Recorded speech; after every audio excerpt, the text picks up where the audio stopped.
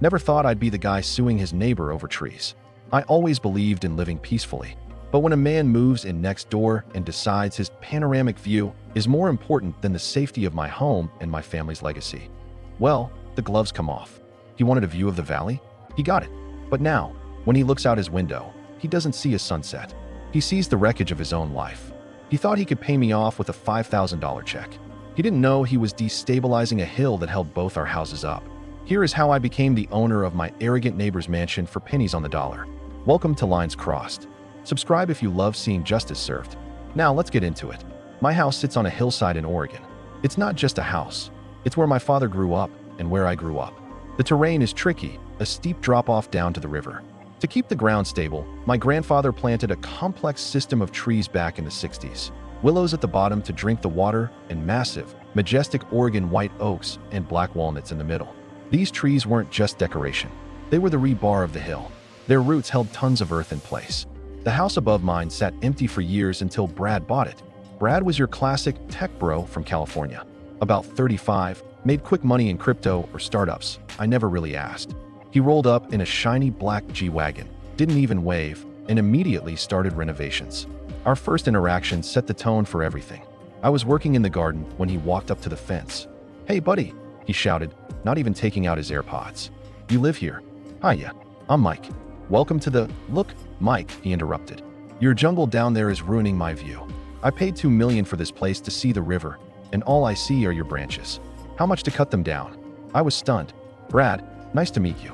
Those trees aren't for sale. First, they are black walnuts, over 50 years old.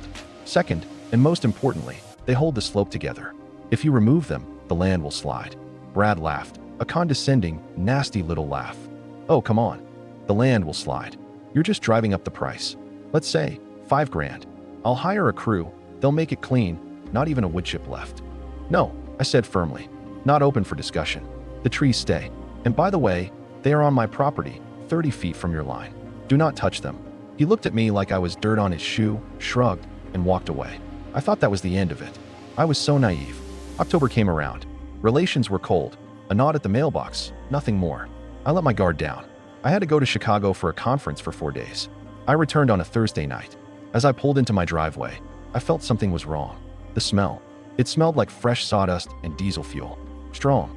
I turned on my high beams, pointing them at the slope, and my heart stopped. Where a wall of green had stood for half a century, there was nothing. Empty space. 3 white oaks. 4 black walnuts. Gone. Cut to the ground. The slope looked like a battlefield. It was chewed up by heavy machinery tracks. Stumps stuck out of the earth like broken teeth. I was blinded by rage. I didn't go inside. I marched straight up the hill to Brad's front door. Lights were on. Music was playing. I pounded on the door. He opened it, holding a glass of wine, smiling ear to ear.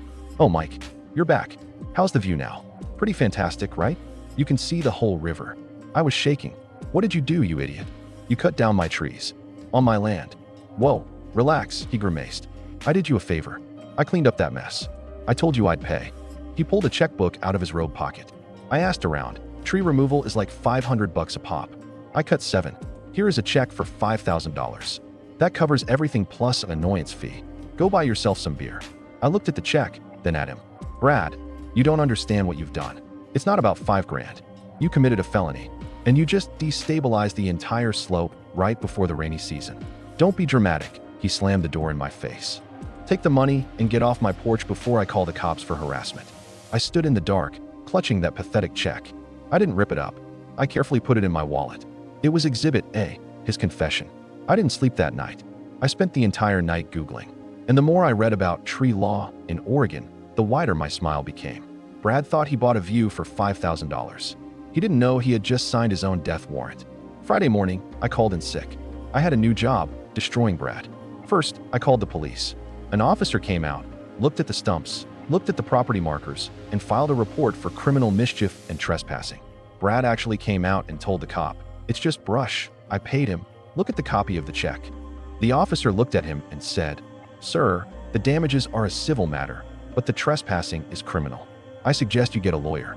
Next, I called a certified arborist, not a gardener, a forensic expert. Mr. Henderson arrived.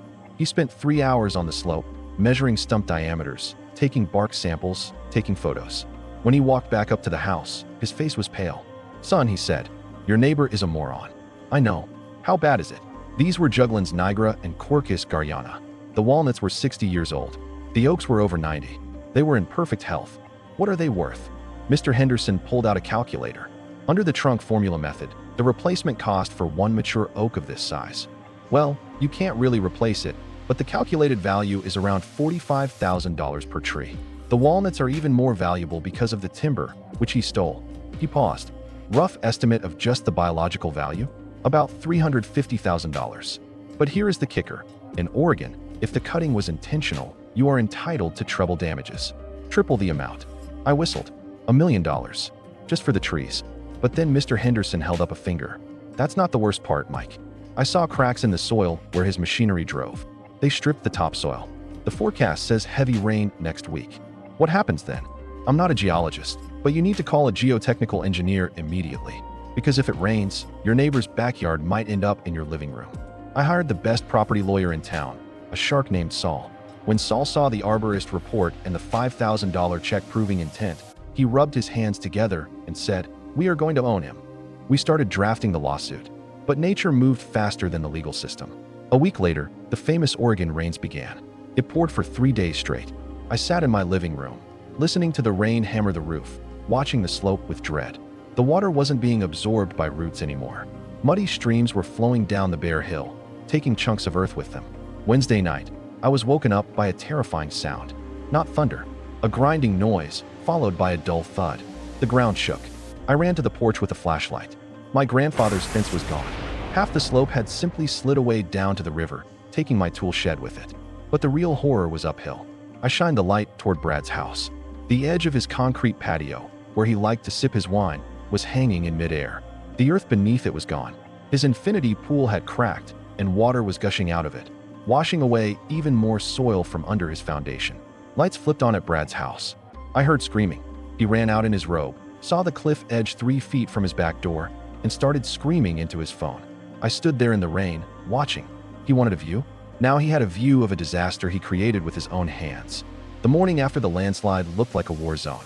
My yard was covered in mud, but my house stood firm, thanks to my grandfather's deep foundation work. Brad wasn't so lucky. City inspectors and engineers arrived.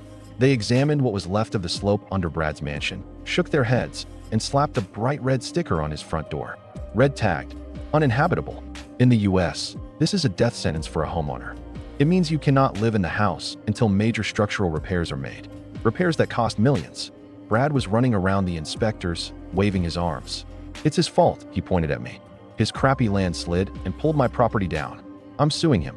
The inspector, a grizzly old guy in a hard hat, looked at the fresh tree stumps sticking out of the mud like evidence and said calmly, "Sir, it appears there was a root system here holding this slope together.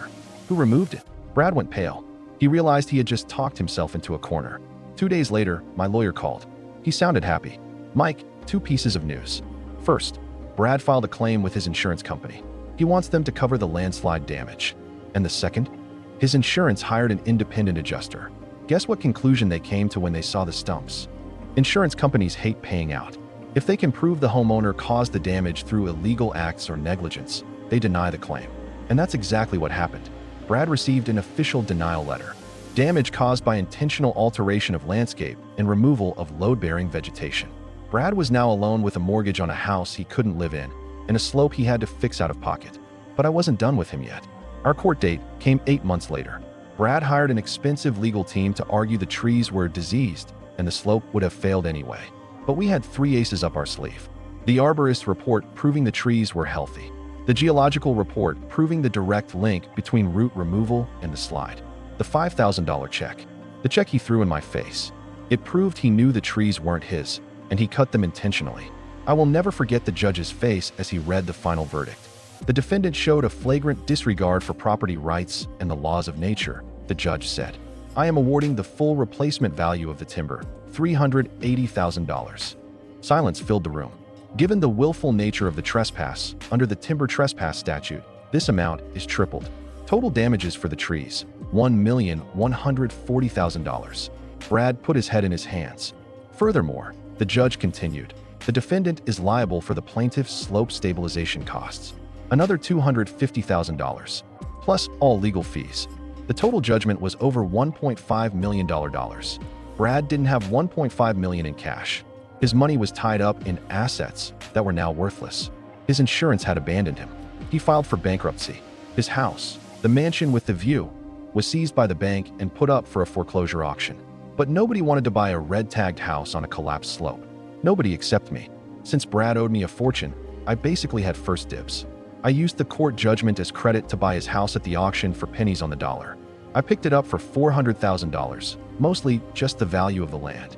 I spent another $300,000 on professional slope stabilization, concrete pilings, and, of course, planting new trees. Mature ones. It's been 2 years. The slope is green again. I combined the two lots. I renovated Brad's old house, and now I rent it out. The tenants are a nice couple who love gardening. As for Brad, last I heard, he moved back to an apartment in San Francisco. Sometimes I sit on the deck of the house he bought for the view, looking at my young oaks, and I think, karma isn't just a word. It's a law of physics. Like gravity, if you cut down the thing you're standing on, you're going to fall. Thanks for watching Lines Crossed. If this story satisfied your need for justice, hit that like button. See you in the next one.